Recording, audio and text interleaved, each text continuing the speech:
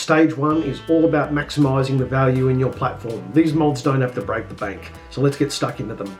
First of all, we look at suspension and handling. Now for handling and getting the ride height right, you can look at some lowered springs. We've got some personal experience with king springs, and aim for a bit of a low to mid drop of around 25 to 40 mil. Make sure the legalities in your state and territory is compliant. But this is going to help improve overall body roll, lowers the centre of gravity, and gives the car a bit more of an aggressive stance and starts to not too much head down to that, slammed life sort of thing that you might see on a Friday night down in George Street. But this will make the car feel and handle a bit better.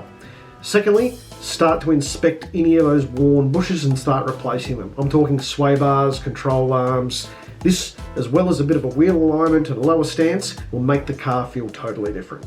Next, you want to get a bit of a growl and a bit of an air intake noise and start to free up some of that restrictive airbox.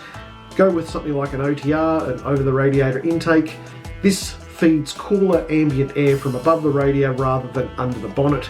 And it also starts to improve throttle response, gives you a bit more of a induction sound, but be careful, you'll start to change the AFRs pretty quickly here. So we always recommend with an OTR or an air intake, you have a look at a tune, and particularly around your fuel map and your AFR ratios, make sure that you get those in check. We've got some personal experience and heard some horror stories of AFR and the Lambdas going into bad territory.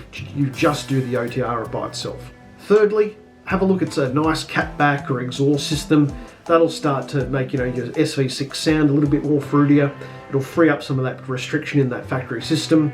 Gives you better flow, better sound, and a more of an engaging driving experience. So you can have a look at brands like X-Force or Manta. We've got personal experience with both those brands, and they're both pretty good. If you've got the budget and money, go with something like a Manta, because the mild steel sounds a lot better than some of the stainless steel sounds you get out of the X-Force systems. Keep it legal. Don't go for too much drone. Don't go straight pipe life.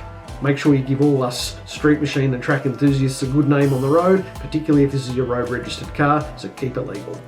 At this stage, you're probably spending about $1,500 to $3,000, somewhere like that, so it's not going to break the bank, particularly if you do the work yourself and a bit of a DIY. These stage 1 mods are probably going to be progressive for all the next stages that I'm talking about, but these ones are no regrets.